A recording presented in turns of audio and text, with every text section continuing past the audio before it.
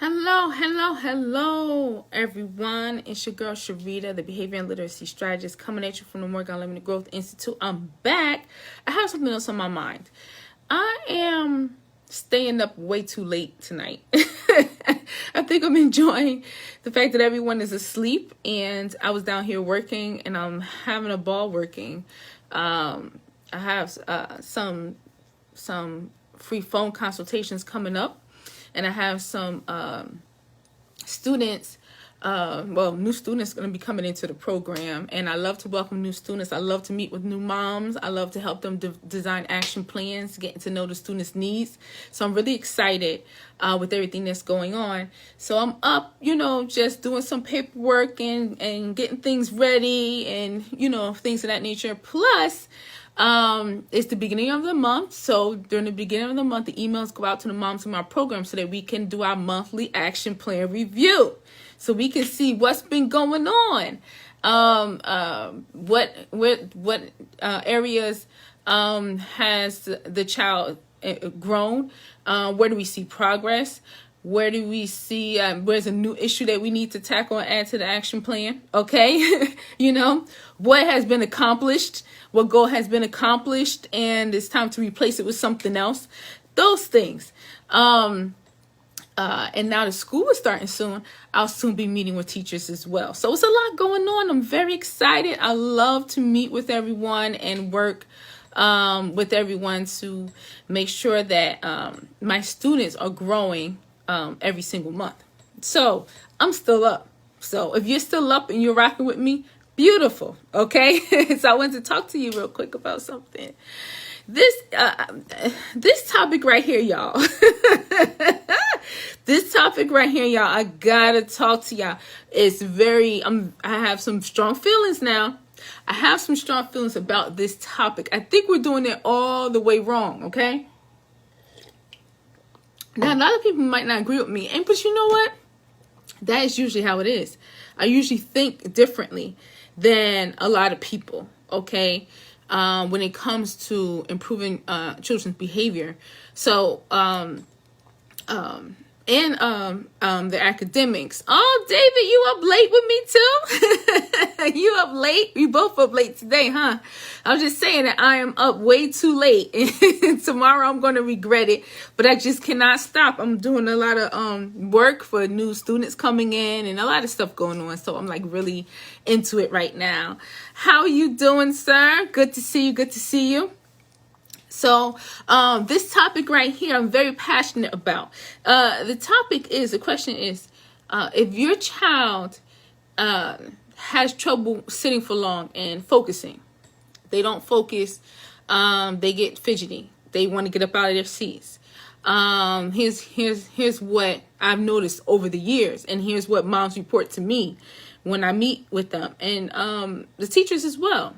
They ask to use the bathroom as soon as it's time to do work. They ask to use the bathroom a couple of times. They drop their pencil point breaks. They keep asking for help. They keep trying to talk to everyone else around them, trying to pull them in. Or they start drawing, different things that they do when it's time for them to get to work.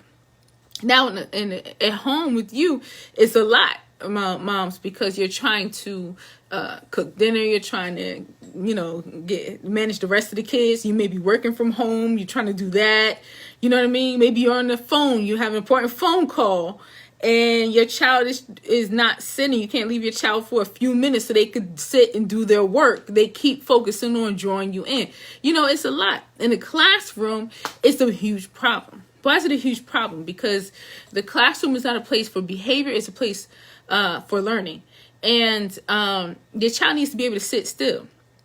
When they're not sitting down, when they're supposed to sit down, and they are moving around and they're doing a bunch of things, then, and it's disruptive. If their behaviors are disruptive to the classroom, you may end up with an IEP. And in the IEP, there may be some supports in there for your child. And some of the things that, I've seen over the years, some of the things that moms tell me too. Now, when I meet with them for the first time and throughout us working together, their child is supposed to get multiple breaks when it's time to do work. Their child is supposed to get multiple breaks because they cannot sit still. First of all, is it that your child cannot sit still, or is it that your child has not been trained, taught, and expected to sit still yet? Okay, there's a difference. All right. So a solution to that, I'm hearing from moms, is he's supposed to get multiple breaks, and that's good for a child like him. What does that mean? A child like him. So when we have our children in school, and we say children like my child can't sit still, so they need breaks. We have to change the way we think about things, and I'm gonna tell you why we need to change that. And I'm going to talk to you about how it affects the child, and what the result of that is. And this is why I disagree with it. Okay. Now, like I told you, y'all might not agree with me, but that's okay. I'm used to it. Y'all, I think a little bit differently, but I got to hit you with, my thoughts on this. All right. So number one reason why this affects your child and why we need to change this. We need to change, first of all, we have to solve the problem of your child not being able to sit still for long. That's number one. And also, we need to change how they think about themselves as a result of hearing that they can't sit still for long, and as a result of no one expecting them to sit. We have to change that, because if your child goes into the classroom and it's time for them to do work and they already think, I can't sit for long, I need breaks. What do you think they're focused on? They're focused on their next break. Okay. And they are not even trying to sit still. They're not even trying to focus on their work, because they believe, and everyone around them knows and believes. And as moms, we advocate for our kids to make sure that they have the supports they need in the classroom. So mom believes that I can't sit still. I need breaks. Now, this is very detrimental. We're going to waste a lot of time, waste a lot of learning opportunities, waste a lot of growth opportunities, because we have the belief, and our children have the belief that they can't sit still. They're not able to sit still. So they need breaks. A break is a waste of time. A break is supposed to come after you've done your work. Okay? After you've done your work, honey, you've given me some work. I'm talking like Miss Sharita right now in my coaching program. And I'll tell you when my students have breaks. Then you get a break. Okay? In my coaching program, my students are with me for an hour per session. Some on Saturdays, with the change in going back to school and the schedule change, and some of my students are in Central Time, some are in Eastern Standard Time. So some of my students are an hour before me. And because of that difference, they have to work on Saturdays with me. So they have 2 sessions back to back. If they are with me for 2 hours back to back, they get a 10-minute break in between the 2 classes. So that means my students are sitting with me for a whole hour with no break. And then they get a 10-minute break, but only if you've done my work. Understand this real quick. I'm going to say that again. Okay. After 2 hours of working with Miss Sharita, if you have a 2-hour class with me, after 1 hour of working with me and actually doing your work, you can then get a break. You cannot get a break because you don't want to sit still. You cannot get a break because you're tired of writing. You cannot get a break because you don't want to work. You can only get a break at this specific time, and only after you have given me some good work. Miss Sharita got to be happy with your performance. Okay? And I have students who struggle when they first come to my program. struggle with the same feeling, same belief. I can't sit still. Okay, I need breaks. This is hard for me. I have students, they're supposed to be sitting on their bed, they hanging off the bed, okay? Laying down, all right? Moving around, spinning around and all that other stuff in the beginning. But I also have program rules, and I also have a criteria for them earning their points. And one of the things they must do in my program is they must remain seated. Why? Because when they're not sitting down, then they're not practicing self-control. And we cannot afford for our children to be in the habit of, not practicing self-control, and to be in a classroom like they're not controlling themselves. Because if they are not controlling themselves, then somebody else or something else is going to have to do it for them. We understand that, right? So I don't give my students multiple breaks in my class. I do not believe that they need to take multiple breaks.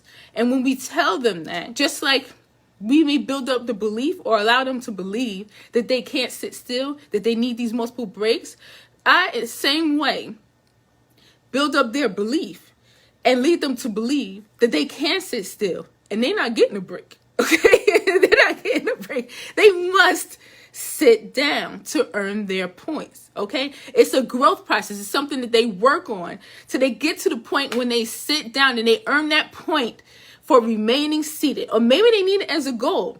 Maybe they've been struggling with sitting still for so long that it's now a habit. And it's something that really they struggle with and really they don't think they can do. So it has to be a goal. It has to be something that they're aware of and they're working on all the time and they're accountable for. And then they end up sitting still. Your child can sit still.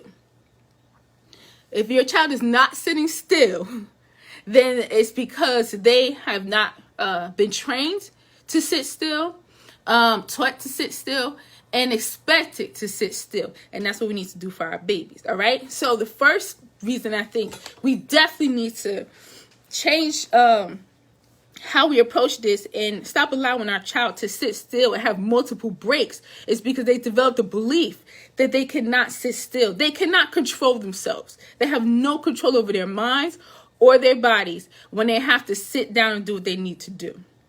The number 2 reason is that if your child believes that he can't sit still and he's in a habit or she's in a habit of having multiple breaks when it's time for them to do their work in school, then your child is not committed to their assignment. Now, there may be 2 reasons, though. I have to include this. A lot of kids are not committed to their work and doing their work because they can't read it on their own. They can't function independently when it's time to do their work. They need an aide to sit next to them. We have to reverse that too. They need that help. So when it's time for them to sit down to do their work, they don't feel confident. And if they know they're going to do it wrong, they're already feeling like a failure. And when kids feel like that, they do everything in their power to escape and avoid that work, that writing assignment, the reading comprehension questions. They will do everything in their power to avoid it, okay? And that's where a lot of these behaviors come from. These fidgeting behaviors, these distracted behaviors come from. They don't want to do their work. It's big, all right? So if they have the belief that they can't sit still and they are used to and accustomed to getting multiple breaks, then they are not, and they don't have that structure, their literacy foundation being built up and feel confident to do their work. That already is an issue. But combined with, I'm going to give you multiple breaks. That means every break is an escape from them learning. Every single break is an excuse for them to get away from doing their assignment. Even if they have an aide working with them, they still don't want to sit down and do it. They don't feel confident, and they're so used to getting breaks from it then that even with the aide, they still don't want to do it, and they need these breaks. Kids that get breaks in the middle of an assignment and they get to go out in the hall and go for a walk, go to the bathroom, or go on the side and sit on the side and play with something in their hands. We think that we're helping them. We think we're helping them because we're saying that they can't sit by themselves. They get overwhelmed if they have to do something, they have to take a break. We are training and teaching our kids and building them up for their futures. Do we really want our children to grow up and have to work to support themselves and cannot sit for long where they have to work, or cannot stand for long where they have to work, and cannot stay in a meeting, an important meeting at their jobs? Do you understand what I'm saying? It's not practical for life. In order for our children to grow, they have to build up their focused stamina. That's what I call this focused stamina is when children are able to stay focused on a task in front of them without becoming distracted by or inviting distractions from their environment. Okay, because kids do both. The longer they can sit and focus on what they need to do, and the better they can are able to get right back to their work when it's time to get back to work. Even if we start talking about something and discussing something, now it's time to pick up that pencil and start writing. I need you to write a paragraph. You have 8 minutes. Let's do this. All right. No talking while you're writing. If you talk, you lose points. Make sure you don't play. Okay. They know. My babies know me. Right. That's what we need to be working on with them. We need them to stay focused on the task at hand, and we need them to know how to focus. And then when it's time for us to review, or it's time for us to interact or discuss or participate, you on point. And when I say it's time to pick up those pencils and everybody needs to be quiet and I want you to give me your absolute best, then you get right on it. Okay? And how is that supposed to happen if they keep getting multiple breaks? We're keeping them in the same spot when we do that. We keep them in the same place when we allow them to take break after break after break, or have multiple breaks. And we think since it's in their IEP, it's helping them. It's not really helping. It's not helping them grow. It's only helping us maintain them where they are. And where they are is not really their potential. If your child is reading below grade level, functioning below grade level, and their grades are not good, and they are acting out, or they are very unfocused, or they're not listening, or they're not doing anything, and they don't put no effort into their work, right? Then your child is like living a percentage of their lives. They're not living their lives fully. They don't feel successful. They don't feel confident. They may be a very confident kid in other areas. They may be very successful in other areas, but put a book in front of them and they are struggling. And their self-esteem is suffering a big hit. And they feel like that every single time. So we don't want our children to feel like failures all the time. And every time they need somebody to sit next to them to help them, they are dependent upon the help. And they act like, they're fine with it, but they're really not. How do I know that? Because I talk to kids. Okay? And I have my students, I have different students in different areas in education. Some of my students, their moms just want me to work with them. They are not in special education. They're not even reading below grade level, but their moms really want me to work with them in particular areas like reading comprehension or writing, or maybe they just have to improve their focus, or maybe they just have to improve their work ethic, right? But then I have other students who are reading way below their grade level and have focus issues and have behaviors that are getting in the way of their academic success as well. So I have students like that as well. So no matter where the student is, they need to be committed, and they cannot have multiple breaks when it's time for them to sit down and do their work. They absolutely cannot. We have to expect higher of them. We have to expect higher of them, and we can't give them multiple breaks. We have to make sure that they know when it's time to sit down, no matter what the time is. Whatever time you feel like they need to sit down and do what they need to do, they need to be able to sit down and wait for you to tell them, okay, it's time for a break. It's time to get up. It's time to go for a walk. It's bathroom time, okay? I remember when I was teaching in a classroom, my first class, that was tough on my kids because it was a special education class, and they were in the class because of their behavior. So it was really it was a really tough class, okay? And the structure that I put in there, I got a lot of resistance at first, and they weren't used to it. But no, the aid is not going to help you do everything. No, you're not going to be able to have multiple breaks and walks. When I'm teaching, you're sitting down and paying attention, and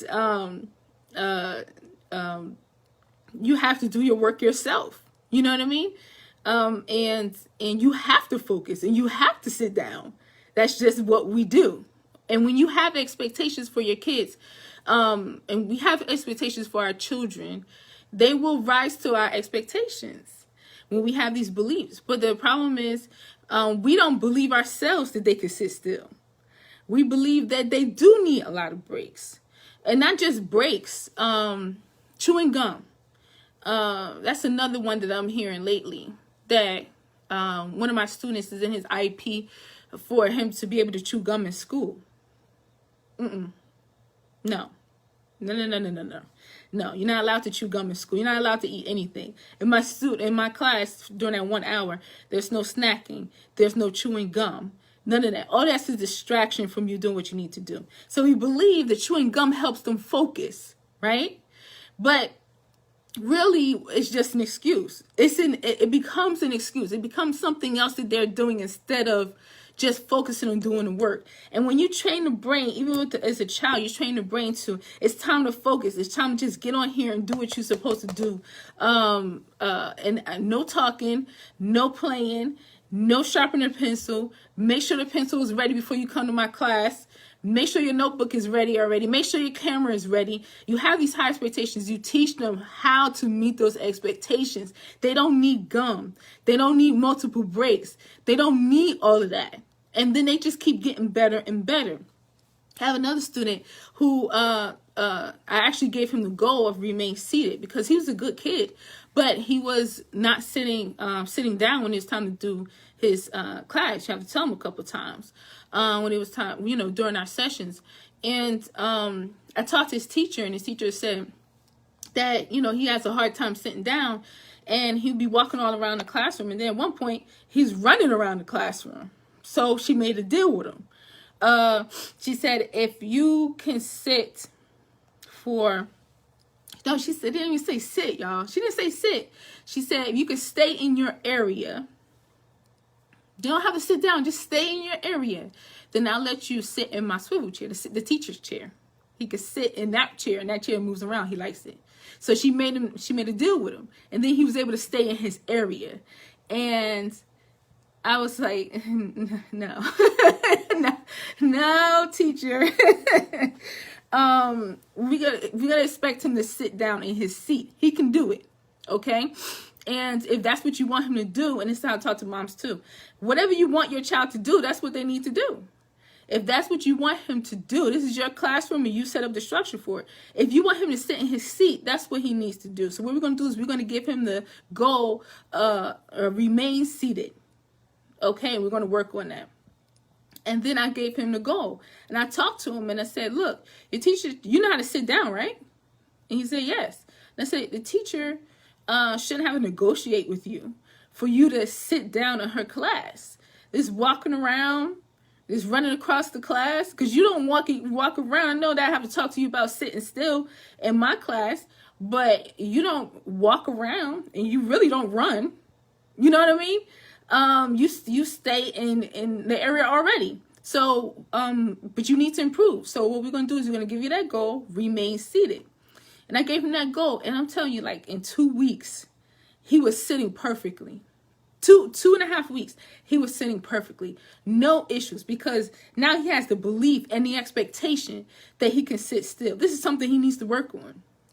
Okay, he needed to work on. So he actually worked on it, and now I never have to talk to him about sitting still, because the expectation changed, and this is your goal now, and you have to accomplish your goals, and you're going to earn points for it.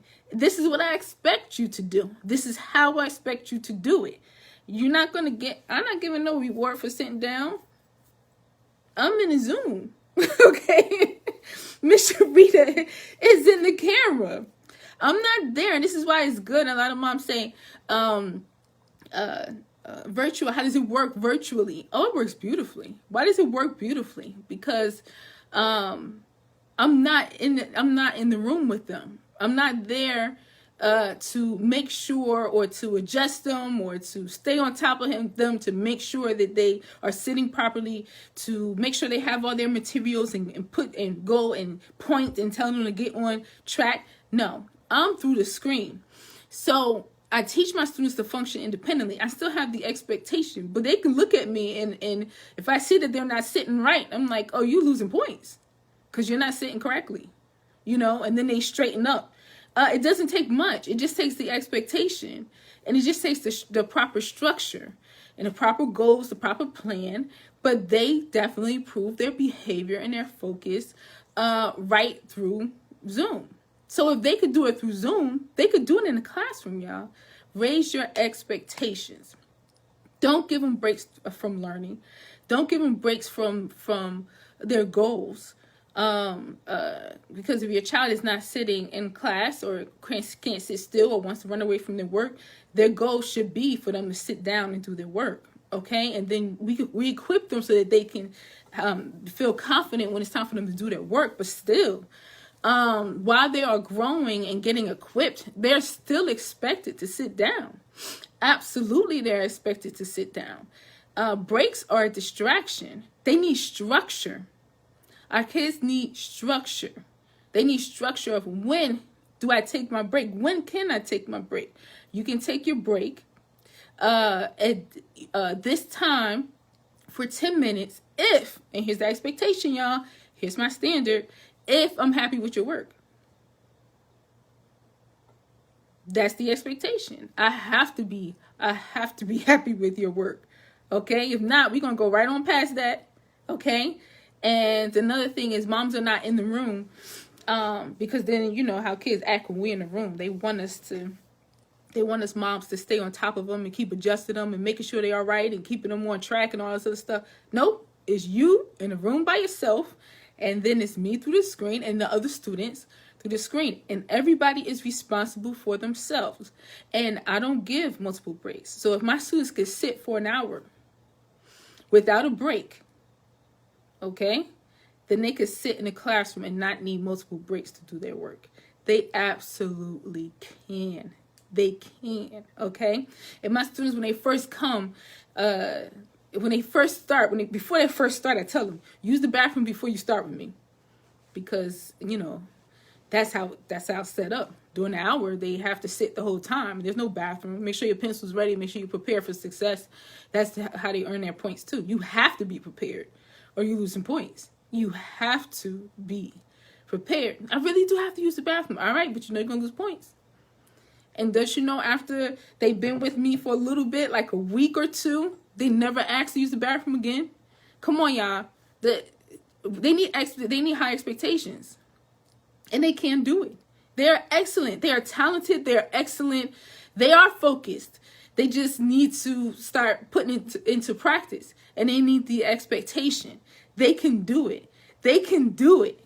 And you need to believe that yourself. So that's why I feel so strongly, not because I know that it doesn't help our children. And it's like we have low expectations for them. And the school as well has low expectations of our children when we start to put all these accommodations in place for our children instead of equipping them and expecting them, having high expectations for our children, expecting them to meet those expectations. We have all these accommodations. And I don't believe in that at all. I've never used it, all those accommodations. Even when I was teaching in the classroom, everything in their IEP, I never really used it. I just saw it as a goal. If they can't sit still, then we need to work on that until they can. If they need questions read to them so they could take their test, well, I need to teach them to read and be able to read everything on the page so that they can read it on their own. That's how I approach my students, anything that they're struggling with. I don't accommodate them or help them. I equip them so they could do it by themselves. And that's what we need to do. Okay. So, but not only do I feel like, have a strong, feeling against giving kids multiple breaks when they're supposed to be working. I also have seen and continue to see how well children do and how they grow when we don't. All right. So that's my 2 cents. All right. Everybody think differently. This is how Miss Sharita thinks. This is how your girl Sharita thinks. The students call me Miss Sharita, right? And I stand by that. All right, because I love our kids and I know they can do better, and I'm always going to expect a lot from them. That's how we do it. Okay. So, can you believe I'm still not tired? I'm still not tired. I can't believe it. It's like I drink coffee. I'm very energized today. So I'm going to finish up a little bit more work and then take it down for the night. But I just wanted to pop in here. It's so quiet, y'all. It's quiet. Oh, the light is on upstairs. Okay, maybe my husband did get up because he fell out on the couch. He fell out and he was doing that daddy snore. And Maya was saying, Dad snoring in the living room. Yeah, he was. He was tired. He was tired. So he fell out. The girls went to sleep. And I was down here working. And I was like, I gotta pop in here and talk to y'all because it is so quiet and peaceful. And we could just chit chat. So I'm going to finish up my work a little bit and get ready for the consultations that's coming up this week and new students that are coming, the action plan reviews that I'm going to be doing with moms this week, these coming weeks. It's first of the month, so it's like we meeting with everybody. Everything is new and fresh. We're learning new things about the students, my students, their kids, and where they are and what we need to work on next. What's next? What's next? What's next? Every single month, okay? I absolutely love it. And then I'll be meeting with teachers soon as well because we are back to school. So that, when I meet with teachers once a month. So we are continuing to grow the students every single month, keeping it customized, keeping our expectations high, keeping the challenges in place, challenging them all the time, because that's how we do it, honey. That's how we do it. All right? Oh, let me tell you a couple of things that's been going on lately. So first, I have a couple of students. Mom's been texting me videos of their children reading. And these are my students that when they first came to me, they really couldn't read. They couldn't read at all. One of my students, who was the first student in the online tutoring coaching, because I was teaching before that. He's been with me for 9 months, and he went from beginner's reading level to when he got tested in June. The teacher said he tested at 4.5 grade level. And he was at 5th grade. So he tested, she said, this is like, he's tested on grade level. Because if he go away for the summer vacation, when he come back, when kids come back, they usually test a grade, half a grade down. But you know how I think. Nah, it's got to be 5th or above. You know what I mean? You got to do a 5th or, that's nice. But we got to keep going till we hit 5th and above. And that's our goal, to be at or above grade level. And I have another student who when he first came to me, he was couldn't sit. He was real young. My youngest student, actually. He's 5 years old but smart. You have a kid that's smart but don't want to sit down, don't want to do nothing, don't want to work. That's how he was when he first came. And he used to cry, he used to get up, he'd run out, but his mom really wanted him to learn. And when was it? What's today? Today is Saturday. Yesterday, he read a first grade level story. Because I don't teach kids according to their grade. I teach kids according to what they can do. And once they can do that, next level, challenge. So he read a story in front of his mom and his siblings. I had him go get them. And mom recorded it, and it was a very beautiful moment. I was very proud of him. He was so proud. Mom was so proud and so happy, okay? So that happened recently. We just had a month where we were focusing on spelling. I think the last month or the month before, the spelling challenge, that I was challenging students to spell words that are way above their grade level. Whoever came the closest or actually spelled the word correctly would be the winner. And you should have seen the amount of growth from my students and how they really got into it, and paying attention to every single letter and sound so that they can get these words, so they can call themselves the champions. Because my students like to talk junk, because Miss Sharita like to talk junk. That's just how I do. Okay.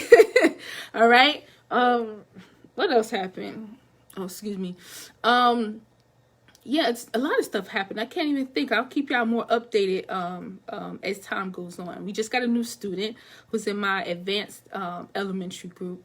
What is the advanced elementary? I have beginners groups and I have advanced groups for elementary school and middle school.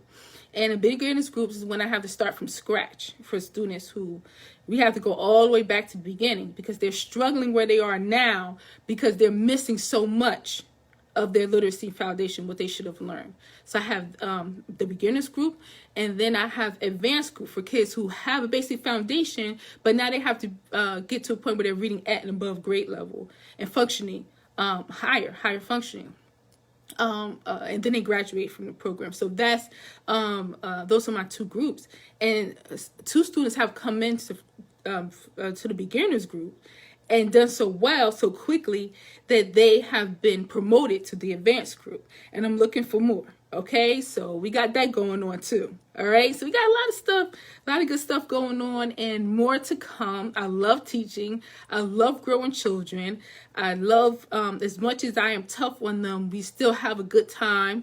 And one of my students said, Miss Sharita, we don't have football practice today, so we can stay in tutoring for as long as you need us. And I'm like, oh, thank you, baby. You know, I love them. They are wonderful. Even when we have our tough times, when they want to push back because they don't want to work, or they want to, act up, and then I have to get on them. Or whether it's just we just having a good time, or we laughing or talking about something, or bonding, or whether I'm challenging them and talking junk, and I'm challenging all of them to beat me in a word game, and they always trying to team up against me, and I can't let them win, which they end up beating me, and then, I'll be crying on the floor. You know what I mean? So we have a couple of different things we be doing. Dave, we be having a good time in here. We do, but I love it. So, I want to thank y'all so much for listening, and we go get to work. And I want y'all to just keep my students in your prayers and stuff, because my students and the moms in my the moms in my program too, they are wonderful women who just want more for their kids, and try everything, and still in the grind, love their kids, and just for their children to succeed.